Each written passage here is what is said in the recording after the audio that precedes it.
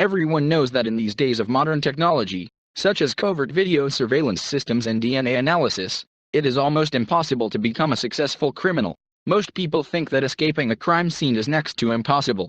However, many robbers have tried to do this, and some have been quite successful. We bring to your attention a list of the most famous robbers of recent decades. 2010 Credit Lyonnais Bank Robbery.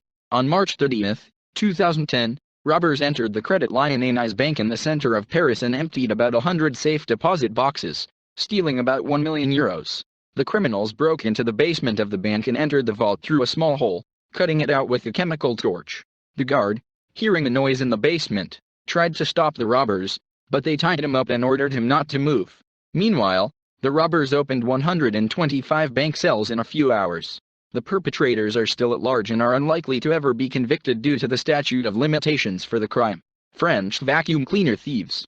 Since 2006, in France, a group of unknown robbers have emptied the safes of Monoprix supermarkets using a conventional drill and vacuum cleaner. Envelopes with cash enter the safe through special retractable tubes.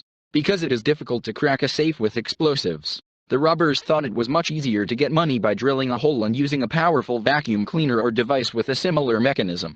This is a truly unique method that leaves no evidence, unlike conventional safe cracking methods. As of 2011, thieves managed to steal $80,000 in 15 nighttime thefts, leaving as evidence only footage of masked men on CCTV tapes. The robber of the Museum of Modern Art, Paris. In May 2010, a robber entered the Paris Museum of Modern Art and stole paintings by artists such as Picasso and Matisse worth more than €100 million. Incredible, but true. The museum did not have a security alarm and the thief managed to break the glass, remove the paintings from the frames and escape. That a robbery had been committed was discovered the next morning at 7 o'clock in the morning. Even though security was present at the time of the theft, they did not notice the thief and did not hear the window being broken.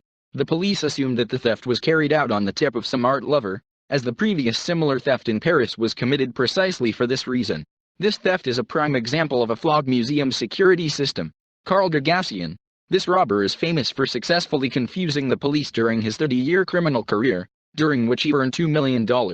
When Carl was 15 years old, he was shot while trying to rob a candy store and was sent to the children's room. After his release, he not only did everything possible not to live a normal life, but also succeeded in every possible way in his criminal activities. At first, he looked for banks in small towns that were easier to rob. He then narrowed his search to banks that closed later and preferred the winter months, when he could hide unnoticed under the cover of darkness. He committed thefts only on Fridays, for which he was nicknamed the Friday Robber. He broke into the bank 5 minutes before closing, when there were few visitors. He put on masks of heroes from horror films. He especially liked the mask of Freddy Krueger, jumped over the counter from a place, leaning down to the opposite side with a noise, which terrified the bank staff. Then he emptied the cash register and left the bank in less than 2 minutes. Then he disappeared into the dense forest and ran to the motocross bike. He drove several kilometers to the van, where he loaded the motorcycle and disappeared from the crime scene. In the end, despite carefully thought-out plans and brilliant execution, he was nevertheless arrested by an absurd accident. Children playing in the woods found his secret stash, where there were many weapons and masks with fingerprints. He was sentenced to 17 years, proving his involvement in 5 robberies. Carr is still serving his term. Theft at the Isabella Stewart Gardner Museum. On March 18, 1990, 2 men dressed as police officers broke into the Isabella Stewart Gardner Museum and stole $500 million worth of art, including works by Rembrandt, Monet, Degas. They told the guards that a call had come to their station and they had come to check if everything was in order. They then surrounded the guards, handcuffed them, put them in the basement, and then entered the second floor. The police discovered the robbery the next morning. Empty frames still hang in the museum, see picture, in memory of the stolen art objects and inspire hope that someday they will be found. Robbers will never be convicted, even if found, because the crime has expired.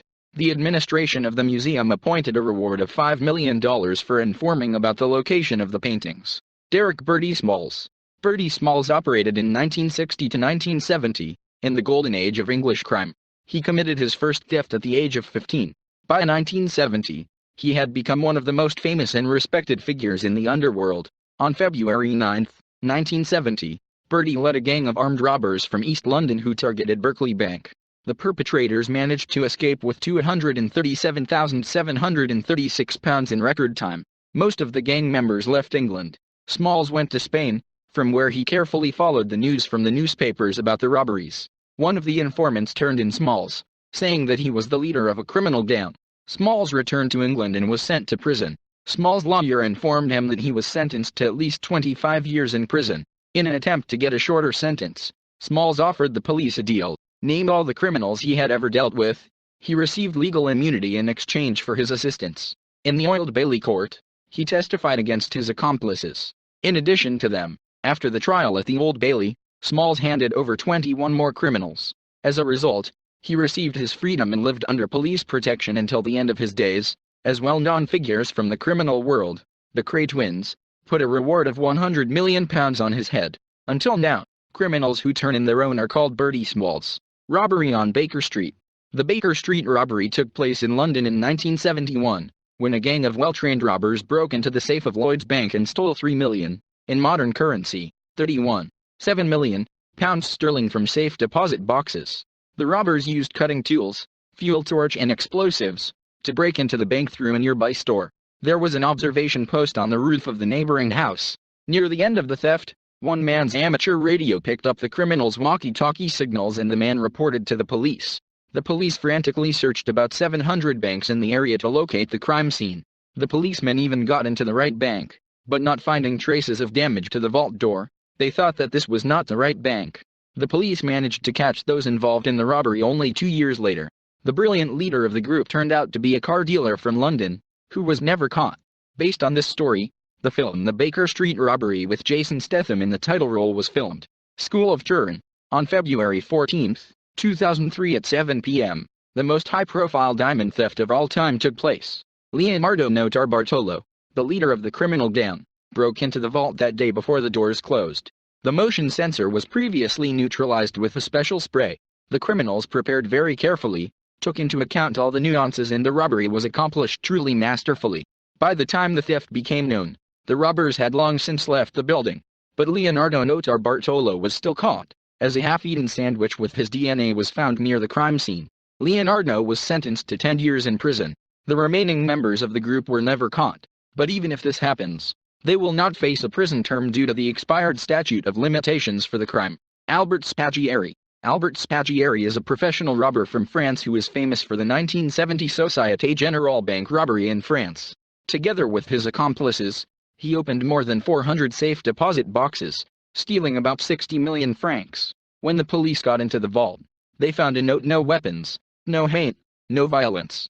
At first, the police were confused, but then they still managed to catch one suspect. The man admitted that he was part of a gang and turned in all his accomplices, including Spaghieri. Nevertheless, the ringleader managed to escape during the trial. He distracted the judge by giving him deliberately false testimony, and, taking advantage of his confusion, jumped out of the window where his motorcycle was parked. Spaghieri was never caught again. Pink Panthers, criminal gang.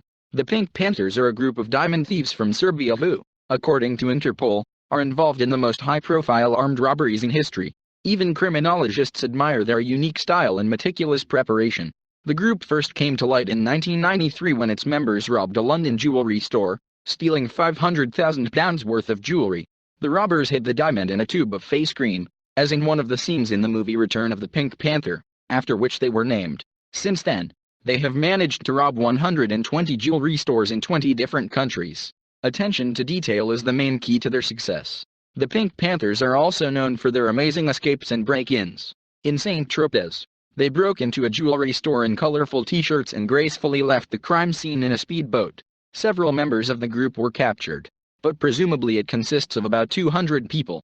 The total value of what they stole is estimated to be in the billions of dollars. The leader of the gang, Dragan Mikitsu, managed to escape from the prison using a rope ladder while the rest of his gang machine-gunned the prison walls. Dragan is still on the run.